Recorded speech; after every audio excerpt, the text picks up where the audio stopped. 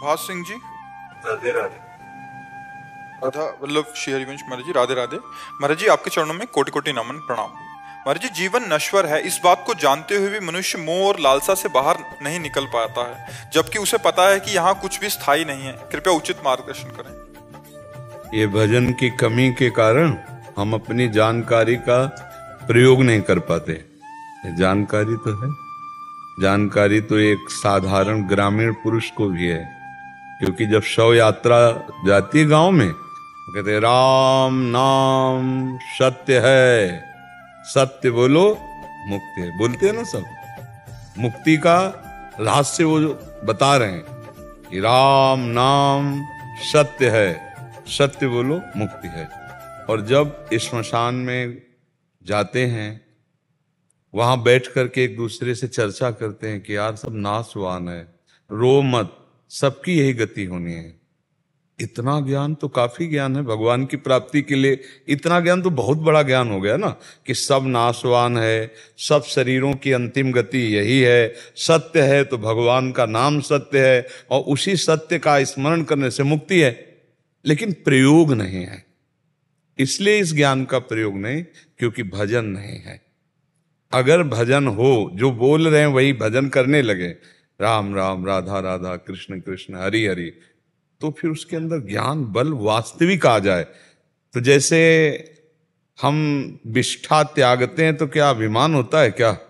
ऐसे मलवत संसार के समस्त वैभव का त्याग हो जाता, अंदर से रहता उसी में। जैसे विष्ठा त्याग की स्मृति भी नहीं आती, ऐसे त्यागाभिमान भी नहीं, संपूर्ण भोगों का त्याग करा देना नाम के बल से। नाम जब जपोगे तो उससे दो लाभ मिलते हैं। एक तो प्रगट में हमें सत्संग मिलेगा, जब नाम जपेंगे भगवान को पुकारेंगे तो सच्चे संतों का संग ये भगवान की कृपा से मिलता है। अब मोहि भाव भरोस हनुमंता, बिनु हरि कृपा मिले नहीं संता।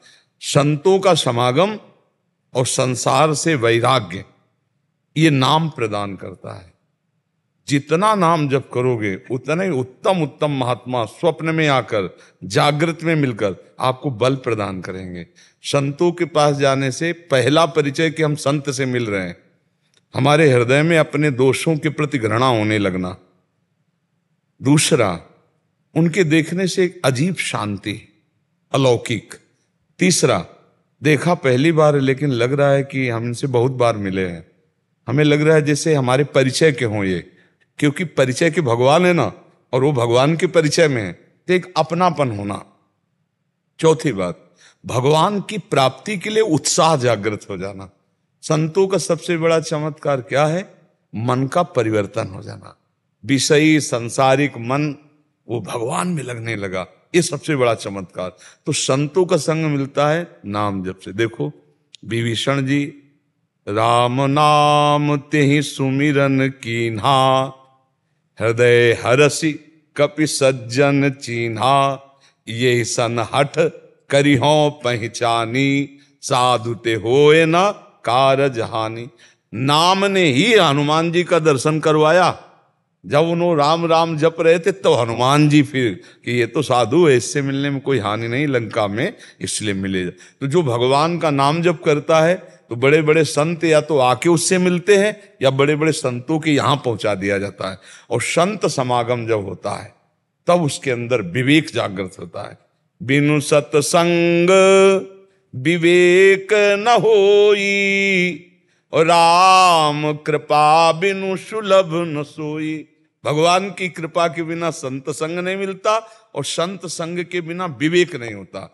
और विवेक जब तक नहीं होता तो जानकारी है आपको, लेकिन प्रयोग नहीं कर सकते। वो विवेक बल है, नहीं तो नहीं। जो करना है वही होगा, जो नहीं करना वो नहीं है। उसको कहते हैं जितेंद्रिय मनोनिग्रही, शास्त्र की भाषा में। इंद्रियों को अधीन किए, मन को अधीन किए कौन? विवेक। संत समागम और नाम जप, इन दो से बात बनती है।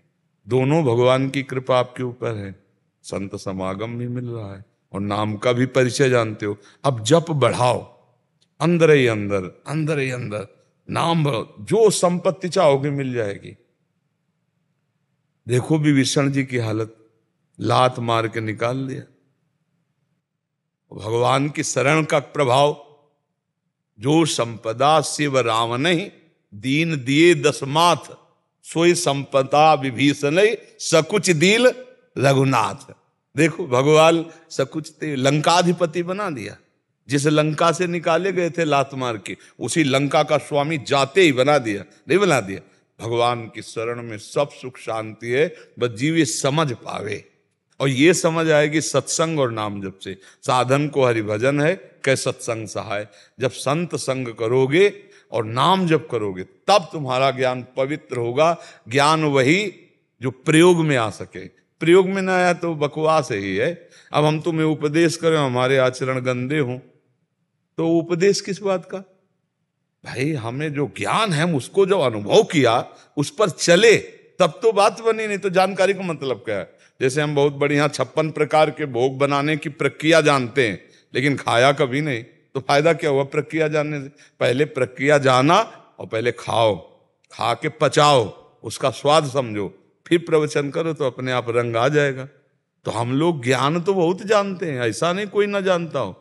आप किसी के पास बैठ जाओ प्रणाम करके, बढ़िया ज्ञान आपको दे देगा। पर उपदेश कुशल बहु तेरे, लेकिन आचरण में उतारना ये कठिन बात है। तो जो आचरण में उतार ले सो ज्ञानी, और जो आचरण में नहीं उतारा तो अज्ञानी ही है। ज्ञान की बात करते हुए वो ज्ञानी नहीं है। तो नाम जप करो और सत्संग करो। सत्संग 2 प्रकार से होता है, एक शास्त्र स्वाध्याय से होता है और एक संतों से होता है। शास्त्र स्वाध्याय भी सत्संग, मान लो रोज संत संग ना मिल पाओ, ऐसे तो आजकल मोबाइल है, मोबाइल से सत्संग सुन लो, नहीं तो शास्त्र स्वाध्याय करो। गीता जी है, श्रीमद् भागवत जी है, संतों के वचन हैं, गीता प्रेस से प्रकाशित होते हैं, बहुत सुंदर सुंदर वाणियां प्रकाशित होती हैं। तो एक नशा बना ले, घंटा आध घंटा शास्त्र स्वाध्याय करना, घंटा आध घंटा सत्संग सुनना और निरंतर नाम जप करना, फिर देख लो बहुत जल्दी लाभ मिल जाएगा। इस लोक का परलोक का सब सुख मिल जाएगा। विश्वास करो, भगवान में विश्वास। भगवान जो सब रचा है ना, पलक झपकते ही भ्रकुटि विलास सृष्टि लय हुई। सृष्टि की रचना और सृष्टि का संहार, भ्रकुटि के संचालन निमिष मात्र में वो भगवान है। हम ऐसे भगवान को प्राप्त कर लिए तो सोचो क्या बकाया रह जाएगा। तो इस जन्म में चूक ना करे, अपने ज्ञान का प्रयोग करने के लिए अंदर ही अंदर नाम जप करे। जो नाम प्रिय हो ना वही जपे। भगवान के सब नाम समान फलदायी हैं, पर हमारा मन जिसमें ज्यादा लगे उसी को जपना चाहिए, तो उससे प्रीति हो जाती है ना। अब मान लो जैसे हम कहें कि आप अमुक नाम जप करो और आपकी प्रीति अमुक नाम में, तो जिस नाम में वही नाम जपना चाहिए। और फिर जब गुरु प्रदत्त हो जाए तो जो गुरु दे दे फिर उसी में, फिर तो वही जपना चाहिए जो गुरु प्रदान कर दे। और जब तक गुरु ना हो तो जो रुचि हो वो भगवान का नाम जपना चाहिए।